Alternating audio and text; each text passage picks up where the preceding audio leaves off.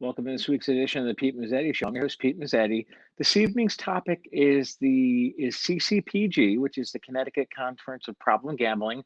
And with me to discuss CCPG is Dianna Goode, who's their executive director, and Paul Tarbox, who is their communications director. Guys, welcome. How are we? Good. Thanks for having us on. Good. Good evening. Good evening, Dianna. Good evening, Paul. Nice to see you guys again. Good to see you. I know. Dianna and I have done this before, and Paul is the newcomer to the group. So, Paul, welcome. Thank you. Oh, what's behind you? Is that like your Mensa certification? That's actually my wife's very, very expensive certification that we're still trying to pay off. So, Very nice. You're displaying it well. Well, got to be modest on behalf of the family.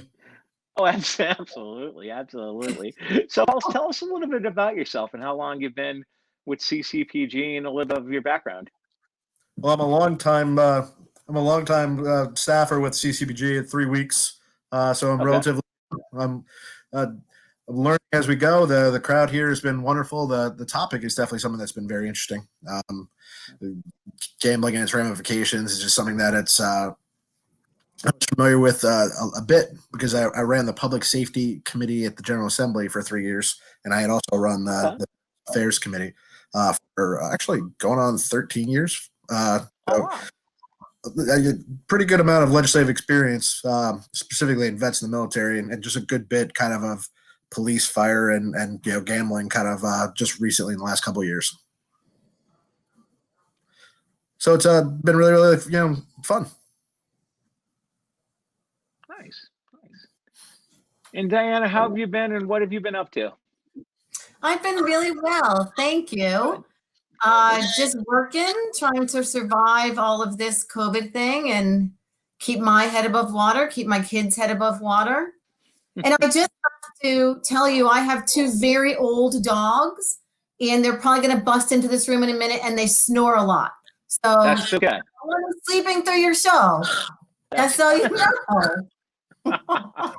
The things we learn in COVID. Exactly. It's sort of like sitting in my home studio doing the Pete Mezzetti show. Things you learn in COVID. Absolutely. I'm super worried that my dogs are going to come in and watch from behind, and your cat's going to walk by. My dogs are going to go nuts. So yeah, I know. I'm waiting for the cat. I'm waiting for the cat to walk by. She hasn't yet, but I'm sure she will. So, but thank you so much for doing this show. Oh, no problem. So tell us a little bit about CCPG and exactly what you guys do with the organization.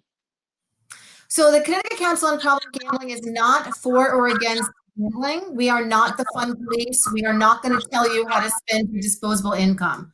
We just want to make sure that there are safeguards in place for people who are gambling and it's not fun anymore. There are a lot of people who can't stop gambling.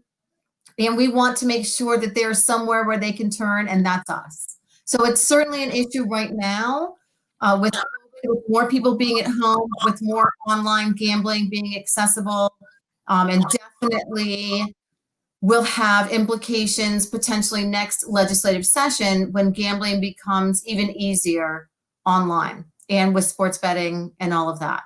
So that's kind of where we're coming from. We just want to make sure that people know we're here to help when gambling's not fun anymore. Okay.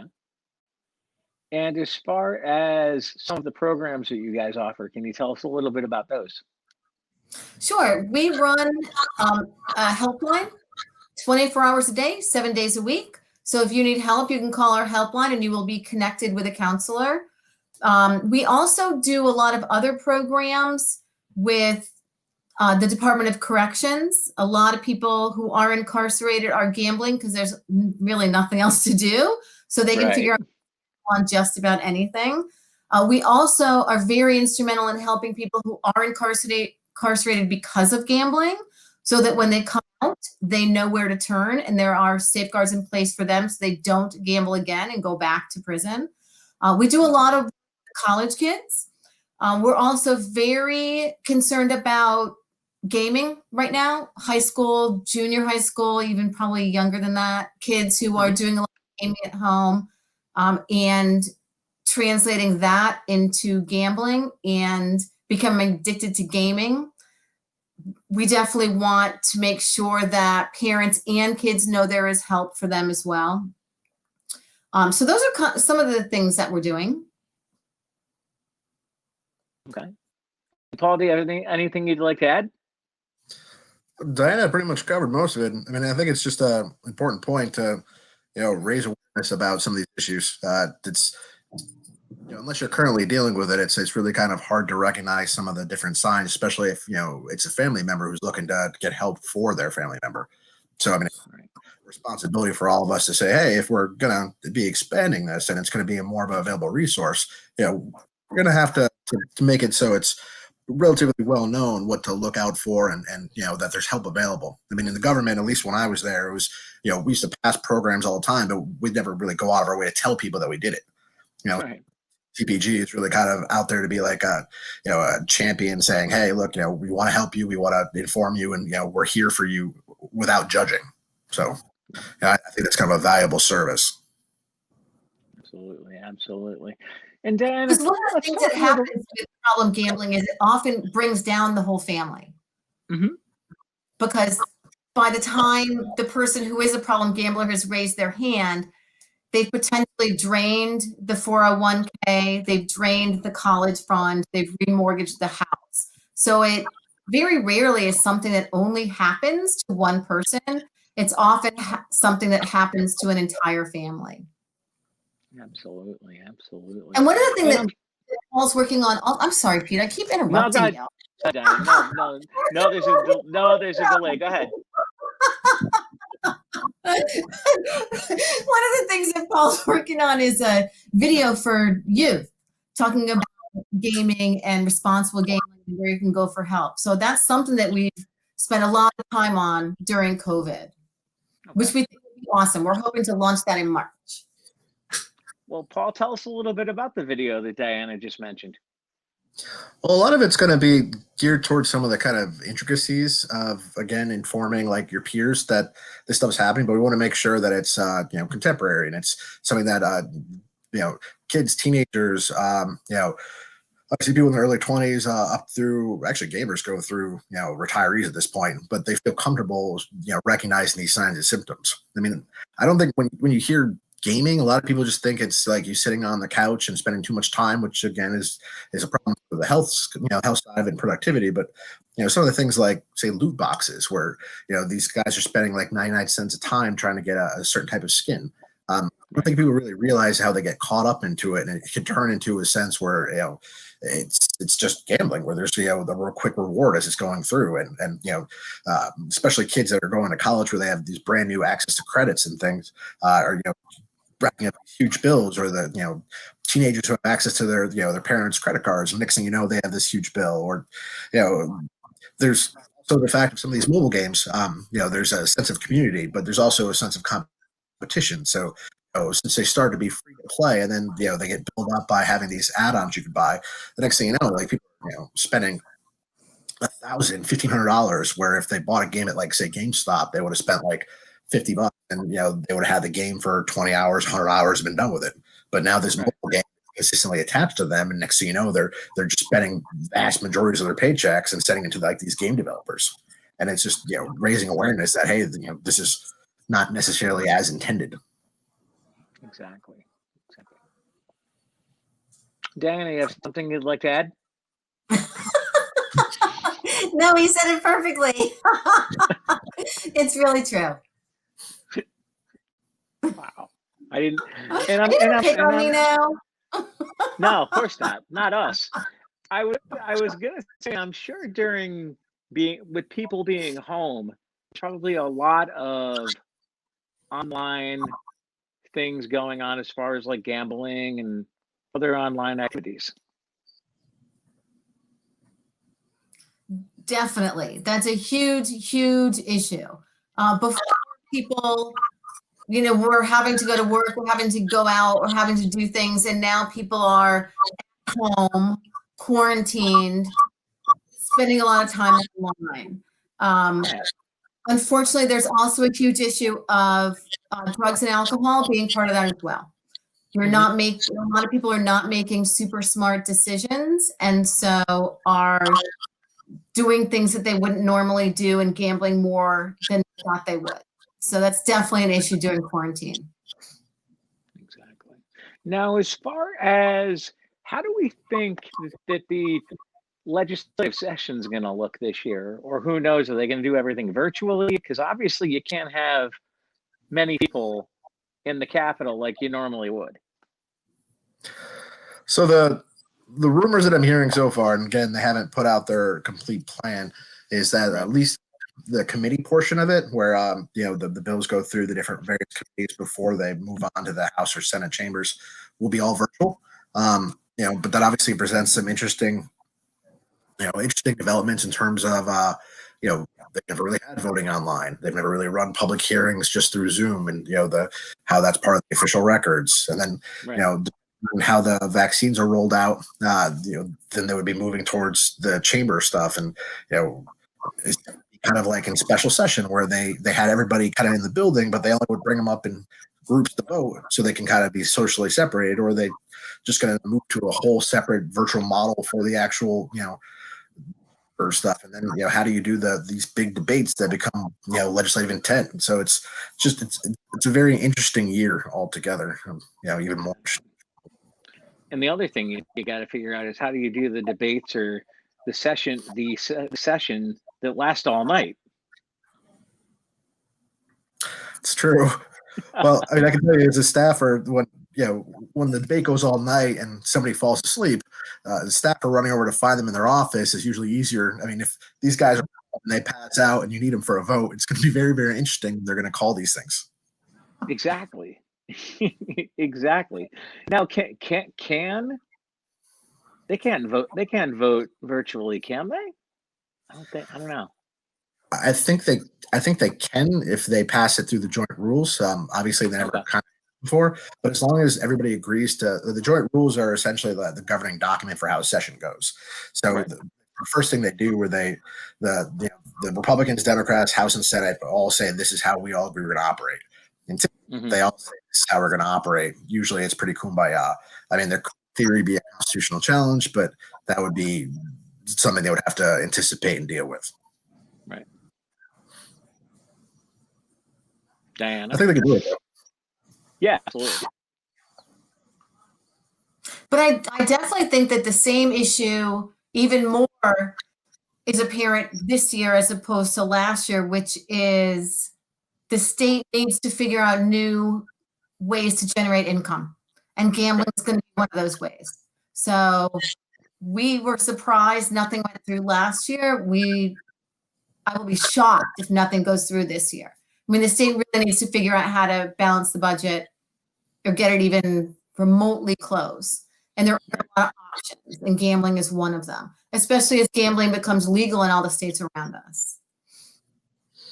Now, how many of the states around us have legalized gambling? They're quickly kind of cropping up. So the theory of whatever you're going to make gets reduced, and that's the same kind of argument with fully legalizing marijuana. So every single time that they wait and another state does it, they establish kind of a beachhead, and that's if you're ignoring all of the illegal sites that people were using, even though they weren't supposed to beforehand. So there's quite a few in the Northeast. I can't tell you the exact number, but quite a few. Okay. Now, as far as the legislative session goes for the upcoming year, what do you guys at CCPG want to see, or what do you guys want to accomplish? So we want to make sure that as more avenues to gambling become legalized, that they recognize that some funding should be set aside for people who have a problem with gambling. So we're hoping for anywhere between 1% and 3% of new revenue go to problem gambling. Both CCPG and Problem Gambling Services, which is Department of DEMIS, so that we can do more prevention, and we can also have more gambling counselors around the state, especially in that area. There's no resources up there at all. So we want to make sure that if everyone in the state of Connecticut can gamble and gamble legally easily that the entire state is covered as far as counselors are concerned. And Dianna, you were answering the question and I was listening. You mentioned the acronym of DEMIS. You and I have a mutual friend who works for DEMIS, don't we? I'm in denial. I'm going through the 12-step process. I'm almost to acceptance, but not quite. But Gee, I'm and not who would that anger, friend be? which is good. Yeah, we miss Art a lot. We do. But Yes. Art left us with Paul. So I can't be all that angry because Oh boy. Art and Paul, they just blended their name like Brad and Angelina. But I know. Art and Paul have been good friends for a long time. And Art has done all the right things in leaving us. So we really appreciate that. And Art's a great guy. You can't say anything bad about Art, but he left us with Paul. So super cool. Absolutely. Paul, what do you have to say about it? I mean, I'm sad for Dianna that Art left, but I'm kind of glad for me. However, I mean, Art's my mentor. I've known him for a long time. I mean, I have nothing bad to say about the guy. Well, at least not unless there's a couple beers in me, but you know. We'll do that some night. It would sound like a fun time. Stories. We can all tell stories about Art Mongillo, which would be a good time in itself. Now, well, you know, is that a whole separate show? Stories about Art Mongillo? We could. With him being engaged, it may be very interesting to do a roast of him in his honor. We might have to do that as an hour segment of the Pete Mezzetti show. I think you could sell a lot of tickets. It'd be a great fundraiser for you all across the state. It's gonna be like a roast. Oh, we could. We could definitely do that. Dianna, how closely do you guys work with the governor's office? With the governor's office, not very closely at all. No? We are more involved with the legislators, Okay. and have really not worked with the governor. We also work with the tribes and the tribal casinos really, really closely, both Mohegan Sun and Foxwoods. So not with the governor very much, and I'm not sure if we should be. That, you know, if Paul thinks that's an area where we should go, then we can definitely do that. But I feel like we are very connected with the legislators, and they are incredibly respectful about listening to what we have to say. And I'm not sure if, I hope it's because our messaging is really good. I think a lot of it is because both Art and Paul are so connected at the legislative office building that they will take meetings with us, which is super important. Right. Well, And go ahead, Paul. I think that, you know, knowing the process is important. You know, Oh, absolutely. Process, and then the various chambers, and then, you know, ultimately the governor's the guy who decides to sign it or not. So, you know, just being cognizant of the entire process, and really the biggest challenge is trying to put down fires when they're small, as opposed to waiting till all of a sudden they're ravaging and your bill just goes up. So yeah, right. Just the communication, just trying to feel what's going on there is kind of important. Absolutely, absolutely. And as far as the CPG goes, Dianna, last time we were together, you guys were getting ready to do a conference. I believe. Was that, we had a conference in October. Yes, right. How did that go? It went really, really well. We did it virtually last October. And Caitlin, who was in our office, just did an incredible job about managing all of that and dealing with all of the logistical nightmares that go along with an online conference. And we had a lot of people present at that conference that we couldn't have afforded to come to Connecticut. So I think it was more impactful than some of our other conferences have been, just because the sky's the limit when you're virtual. And now we're all kind of used to virtual. Absolutely, absolutely. And I'm sure trying to testify at a public hearing is going to be virtual, and a very interesting aspect of the session coming up here in a couple weeks. It's definitely going to be really weird. I think it's going to be really weird. But I think some of the things that we've done during quarantine are going to make that testifying, I think, better. Because a lot of times when we've come to the table, we've kind of been divided. It's been CCPG, and it's been Foxwoods, it's been Mohegan, it's been OTB, it's been lottery. We've kind of all sat different sections of the room.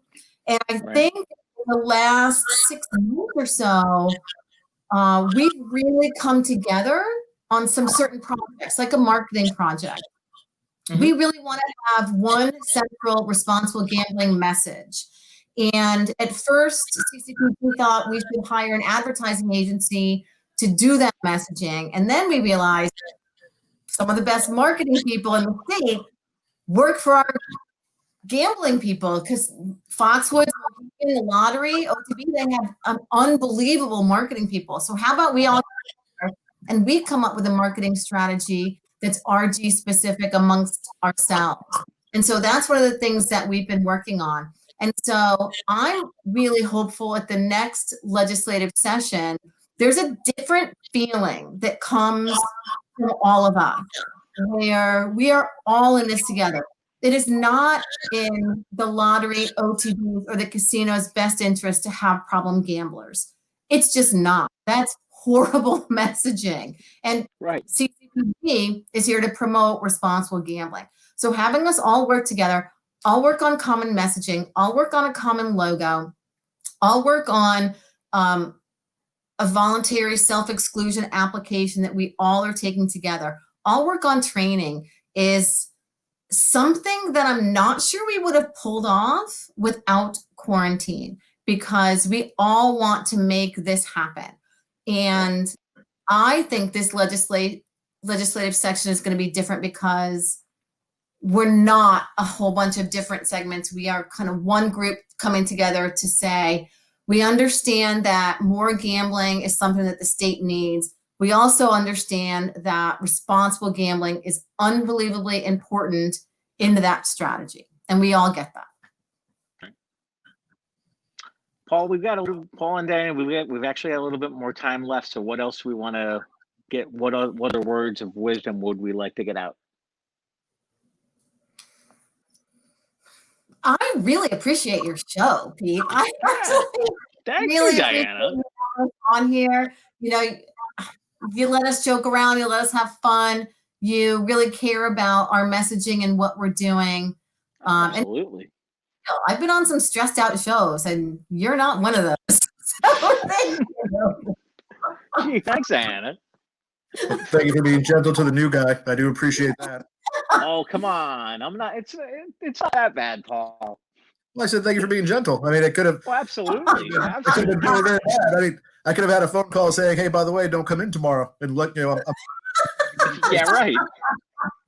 So I'm legitimately grateful. Yeah, there you go. I would never have set you up for failure. I knew this was going to be great. It's really cool. He just cares about what we're doing. It's really awesome. He just wants absolutely. Yeah. That's absolutely. Really nice. We've got about 20 seconds left, but before we say goodnight, website, if people want more information on CCPG, where are they going? ccpg.org.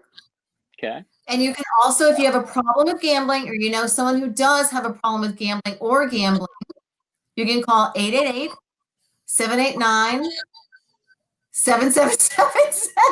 And you can put that number underneath me on purpose. Yes, the number is underneath you, so you're good. That's super funny. Yeah, I was gonna say I just saw it on my end on the playback. It's so written behind my computer. Exactly. Well, Paul and Dianna from please call us. And Pete, we love you. Thank you so much for everything you do. You guys. On behalf of Paul and Dianna, thank you so much for coming on, and we'll see you guys again soon, and have a good holiday. Thank you. Happy holidays. Thank you. You too, guys. On behalf of Paul, Diana, I'm Pete Mezzetti. Thanks. Good night. We'll see you next time.